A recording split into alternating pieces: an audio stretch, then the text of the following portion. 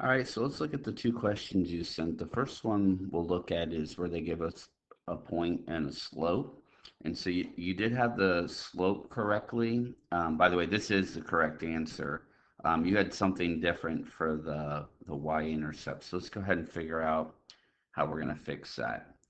So the point slope formula is y minus y1 equals m times x minus x1. And then we got to fill in our given point, x1, y1, and our slope. So it's going to be y minus -5 equals 2/3 times x minus 5. So I plugged in my x and my y, and then we want to fix any sign issues, and so we'll go ahead and turn that into addition. And I can go ahead and distribute now on the right side. So the 2/3 times x is going to be 2/3 x. And then when I multiply it by the -5, I'm going to put that over 1. So I'll multiply 2 times 5, which is 10, and then 3 times 1, which is 3. So that'll end up being 10 over 3 right there. So 5, or well, 2/3 times a -5 will turn into minus 10 over 3. Okay? So when you multiply, you multiply, but when you add and subtract, that's going to be a little different. So this next part right here, when I subtract 5 from both sides, I can't just subtract. I'm going to have to get a common denominator. So what I'm going to do is I'm actually going to subtract, instead of subtracting 15, I'm sorry, 5, I'm going to subtract 15 over 3 so that I can have a common denominator. So this is the same thing as subtracting 5. 15 divided by 3 is also 5, but I just have to have that common denominator.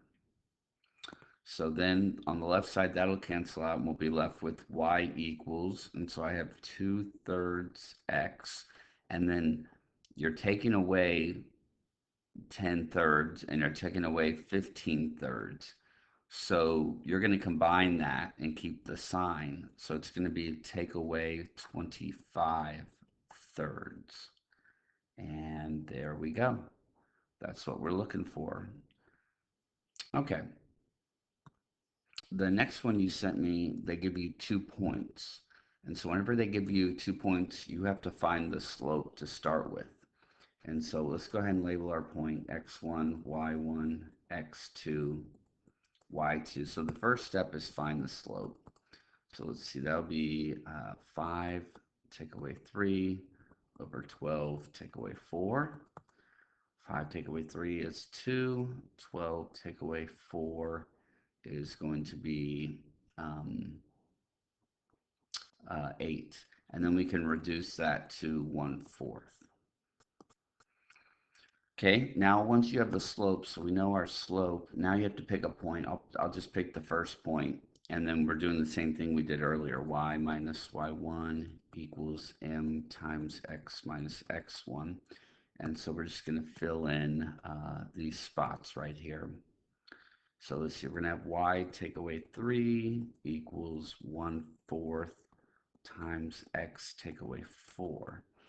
And this one actually will be a little bit easier. So I don't have any sign issues. I don't have any double negatives, but I'm going to go ahead and distribute this 1/4, but that's actually going to work out pretty nicely right there. So let's see, we're going to get y take away 3 equals 1/4 x.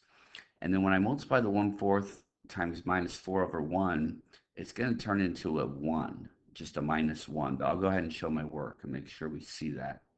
So 1 times the 4 is 4, and 4 times the 1 is 4, and then it's minus, right? So we have a minus and a positive, so it will stay minus. And then that right there will simplify into a 1. 4 divided by 4 is 1. So y minus 3 equals 1/4 x minus 1. And then the last thing we'll do is add 3 to both sides. Now this time I don't have to have a common denominator because they're both whole numbers. And so we're going to end up with y equals 1/4 x, and then this will become a plus 2. That'll become a plus 2 right there because this time one's minus and one's plus, so they're on different teams. So you take the difference and keep the sign of the larger number. And that's how I end up with that. So, all right, I hope that helps you out.